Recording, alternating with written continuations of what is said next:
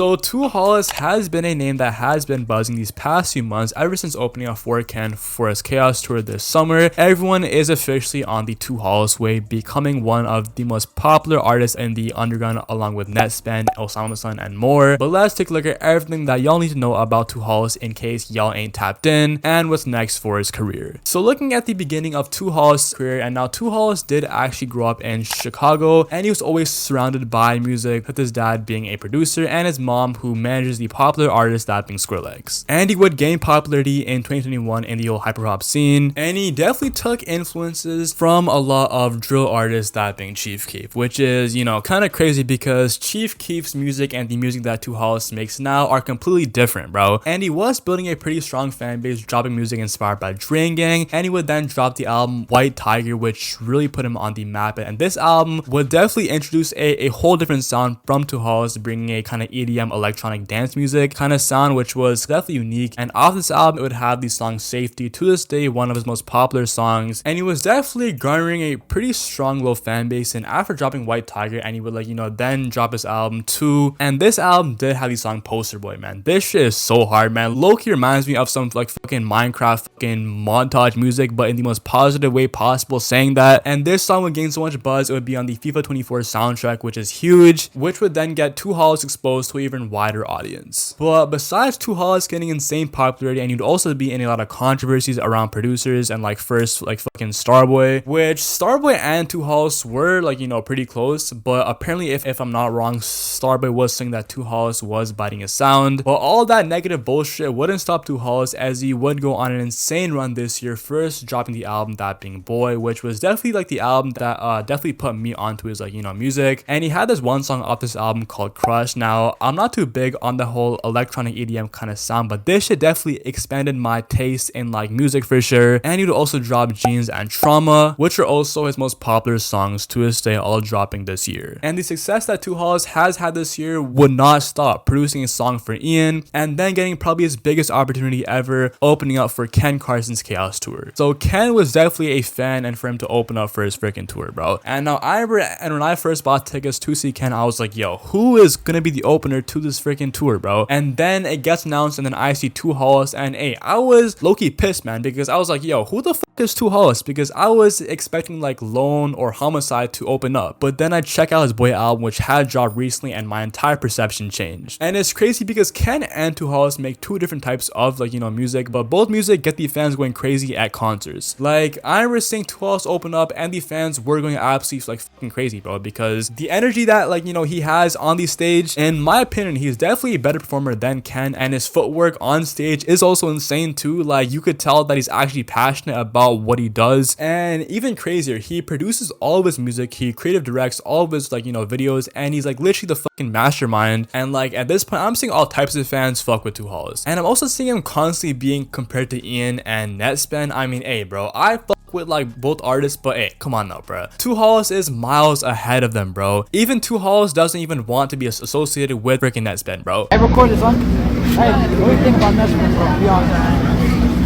Damn. And now recently 2hollis has just dropped his song That Being Gold, and every time this man drops a new song, bro, it just gets better and, like, you know, better, bro. And he really has something going for him for sure. And like every day his fan base just gets bigger and bigger, and I'm hyped to see him grow as an artist, as my 2hollis stocks are definitely in right now, bro. But hey, man, thank you for watching, man. Like and subscribe for more 2hollis content. It's been a Ram channel. Love y'all. We out. Ball. I spent money back home to India. Got down in the gang, little bitch, yeah, we India. I feel like I'm K.